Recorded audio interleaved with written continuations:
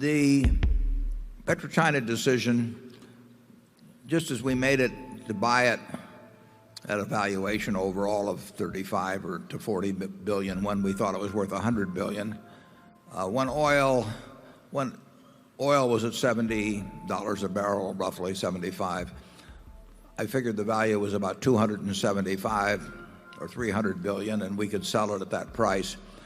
And we no longer felt it was undervalued compared to other oil companies, so we sold our stock. Now, incidentally, right after we sold it, it went up dramatically because, as you know, they issued A shares in China, and it became very popular.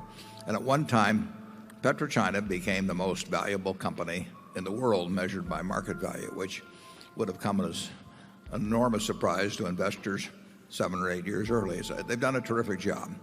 And if it went down to a price that we thought was a discount, significant discount to its valuation, we would buy PetroChina again. In terms of,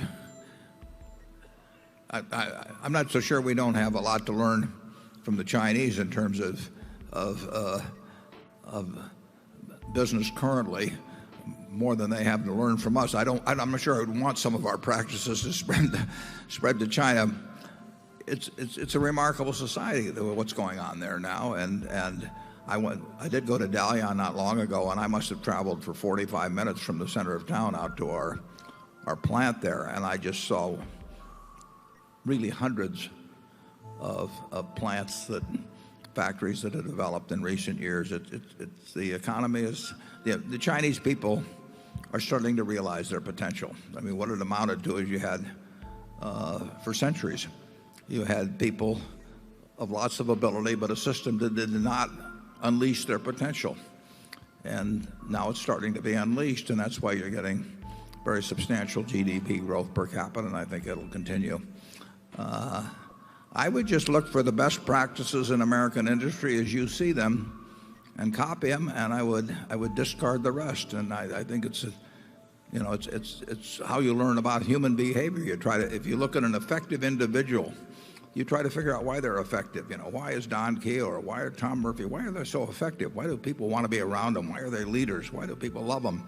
And you see certain human qualities, and you should copy those qualities. And when you see some guy that should have everything going for him and everybody in town hates him, you want to make sure you don't have any of those qualities. Well, I would do the same thing in terms of looking at businesses in this country and try and look for what I admire and emulate it, and make sure that try very hard not to let the things that you find over here that are distasteful to you creep into your own system. Charlie? Well, I hope you'll go back to China and tell them that you met at least one fellow that really approves the Confucius emphasis on reverence for elderly males.